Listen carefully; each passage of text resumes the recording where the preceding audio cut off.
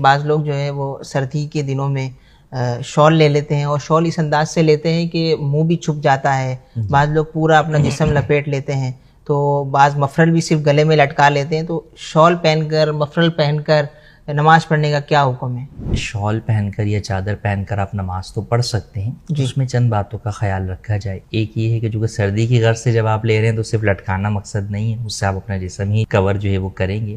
تو مفلر یا کوئی بھی چادر جو ہے وہ اگر آپ کے اس طرح گلے میں پڑی ہوئی ہے کہ اس کے دونوں پلو جو ہے وہ لٹک رہے ہیں دونوں طرف سے، چاہے دونوں آگے لٹک رہے ہیں یا ایک آگے لٹک رہا ہے اور ایک پیچھے لٹکا ہوا ہے، اور وہ گلے کے گرد گھومی ہوئی نہیں ہے، گلے کے گرد جو ہے وہ اس کا گھیرا نہیں بنا ہوا، تو اس حالت میں کپڑا اس طرح لٹکا کر نماز پڑھنا یہ صدل کہلاتا ہے، اور اس سے حدیث پاک میں منع کیا گیا. تو اس طرح نماز پڑھنا مکروہ تحریمی ہے. کئی دفعہ ایسا ہوتا ہے کہ اس طرح سردی کے اندر کیا تو نہیں ہے، کیا تو یوں ہے کہ چادر جو ہے وہ یہاں پہ ڈال لی، لیکن جب آپ رکوع میں گئے تو اب وہ چادر جو ہے وہ دونوں طرف جو ہے وہ نیچے جو ہے وہ آگے اب دونوں طرف لٹک رہی ہے وہ، تو اب وہ صدل والی صورت ہو جائے گی. تو اس لیے آپ کو اس بات کا خیال رکھنا چاہیے کہ آپ اس چادر کو اچھی طرح جو ہے وہ لپیٹ کر کسی جگہ پر جو ہے وہ اس کو گھرس لیں، تاکہ وہ نماز کے اندر اس طرح جو ہے وہ دونوں طرف لٹکنے والی صورت نہ پائی جائے. جہاں تک جو ہے وہ چہرہ چھپانے کا ہے تو مکمل جو ہے وہ چہرہ چھپا دینا یا ناک اور کان منہ جو ہے وہ چھپا دینا تو یہ بھی تلسم جو ہے وہ کہلاتا ہے. تو اس کی بھی جو ہے وہ اجازت نہیں ہے، اس طرح نماز پڑھنا بھی